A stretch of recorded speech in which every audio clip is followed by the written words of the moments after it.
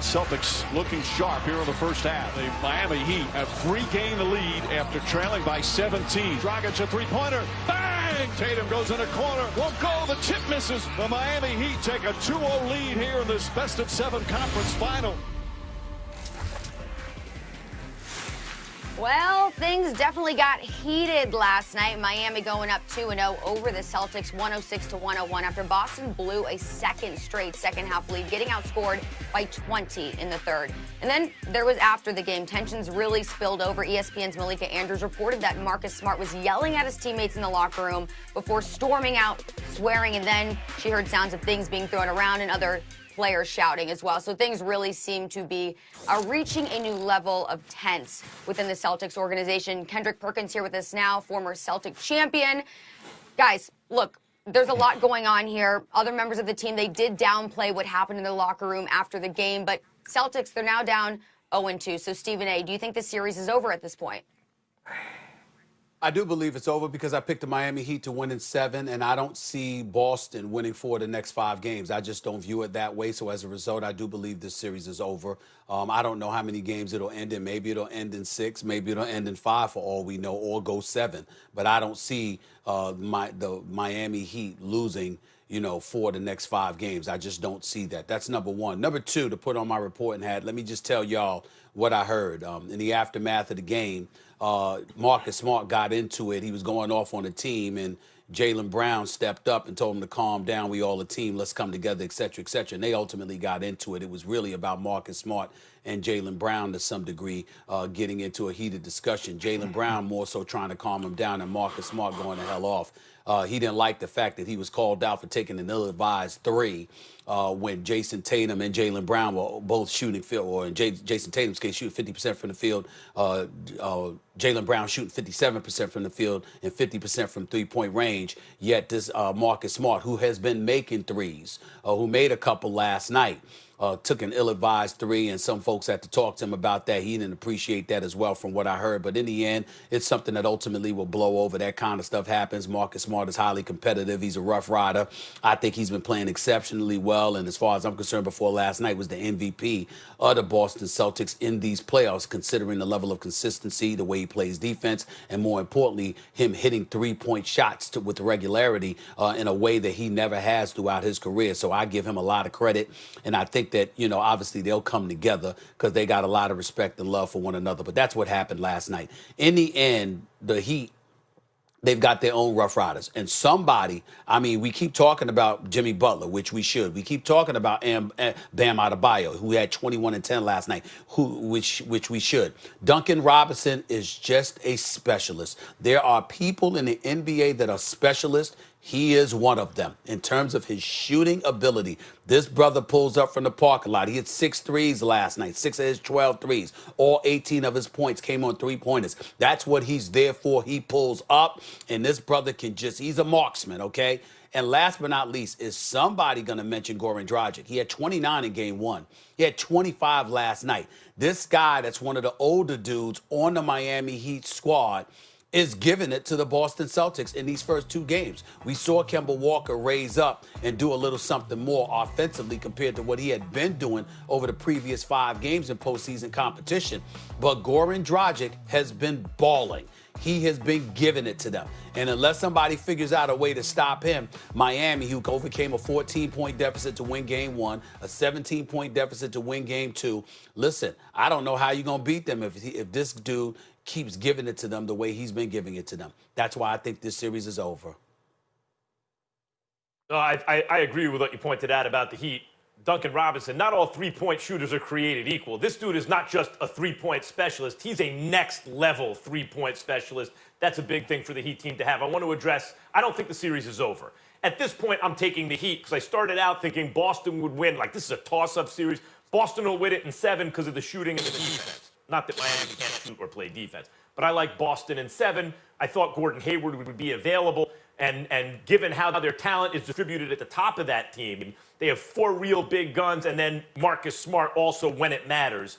You take one of those pieces off, since none of the others are exactly MVP caliber, unless Tatum continues to develop into that throughout these playoffs, which is possible. but none of the other guys are someone you look at and say, that's an MVP, including Kemba Walker or Jaylen Brown, who are really good. You need to be at full strength. They weren't with Gordon Hayward for games 1 or 2. That said, they lost those 2 games. And they could maybe stolen either one of those games, right? At least made it 1-1. Down 0-2 now, I like Miami. But that's not the same thing as saying the series is over. We just saw in these playoffs, Boston jump out to a commanding lead against the Raptors. The Raptors tied up. Boston go up again. The Raptors tied up. They had to go to a Game 7. We saw that the Nuggets, it's the bubble, man. Like, weird things are happening. Go down 3-1 to Utah. That series is over. Come all the way down on Utah. And then what they just did to the Clippers, right? So I can't say, it's unlikely that the Celtics come back from this, but they are getting Hayward back at some point. They should. And so I can't say it's over, but I want to address Marcus Smart real quick. I cut guys like Marcus Smart a lot of slack when they get upset, even when sometimes they're not totally in the right. Because Marcus Smart is talented, but there are more talented guys than him. But his level of competitiveness, when it really matters, makes him exactly the guy you want on your team. Much like Jimmy Butler. Jimmy Butler's a talented player, but their dude's more talented than Jimmy Butler. But his level of competitiveness, like a lot of players think they want it. Then you run into a dude like Jimmy Butler and you realize, oh, that's what really, he needs it. It's a little different. Marcus Smart is like that, so I don't see him blowing up, even going at it with Jaylen Brown. I feel like, oh, the team's imploding. It may just make them better. Well, I see this series being over. I don't see it going past 6. Now, to Marcus Smart, to Stephen A., to your point about him getting into it in the locker room and him blowing up and, guys talking about him taking the ill-advised 3 in the 4th quarter, well, they worrying about the wrong things. The Celtics should be worrying about how they losing their identity on the defensive end because the Miami Heat is having it their way in the paint, from the 3, from the mid-range. They're getting whatever they want. I started to change Bam name to Bam O'Neal because he was just dunking everything in the paint. These are the playoffs. He was hanging and swinging from the rim, snatching the screws out of it. Where's the interior defense? Marcus Smart had the right to go off because Marcus Smart, the whole game, he's guarding Jimmy Butler. Jimmy Butler is quiet. He switched on to Goran Dragic. All of a sudden, Jimmy Butler started going off. Jaylen Brown, Jason Tatum, where are you guys at right now on the defensive end? Kemba Walker, where are you at? The Miami Heat are picking on you right now. They are picking on you. They're running you up and picking rolls and trying to get you to switch out so they can create a mismatch. And by the way, people keep saying that Boston has the better team. And I don't believe that. I strongly believe that the Miami Heat have the better team, along with the better coach. Eric Spoelstra is the best coach in the bubble right now. The things that he is throwing out there, mixing it up, throwing out zones and putting the bigs in the front of the zones and the guards and the wings at the back of the zone and mixing it up, going man-to-man to boxing ones and his play calling. He is out-coaching Brad Stevens right now in this series. And then you go down the line, like you said, Stephen A., Goran Dragic. Not only has he been playing well in this series, he's been playing well the entire playoffs. The guy's averaging 21 points a game, shooting 50% from the field, 40 from the 3. Bam! You talking about the best big in the Eastern Conference. I think he's number 3 behind AD and Big Jokic right now. He's so versatile. He can switch 1 through 5 on the defensive end. The only one that could do that. And let's talk about these 2 unsung heroes. The unsung heroes, Tyler Hero and Jay Crowder.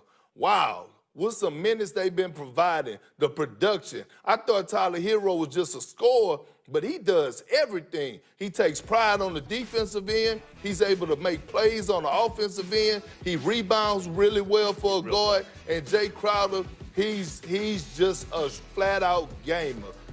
Defensive stop after defensive stop. And let's talk about the impact of Kelly Olynyk. The Miami Heat team is deeper. They're more well-coached. And I think they had a better team. And I do believe that this series is over, and I don't see it going past 6. Well, listen, you and I were on a panel in Boston for that analytics symposium a few months ago. I know how beloved you are in Boston, so you could talk to the fans there. You could talk to the city there right now, because here's what's going on, KP.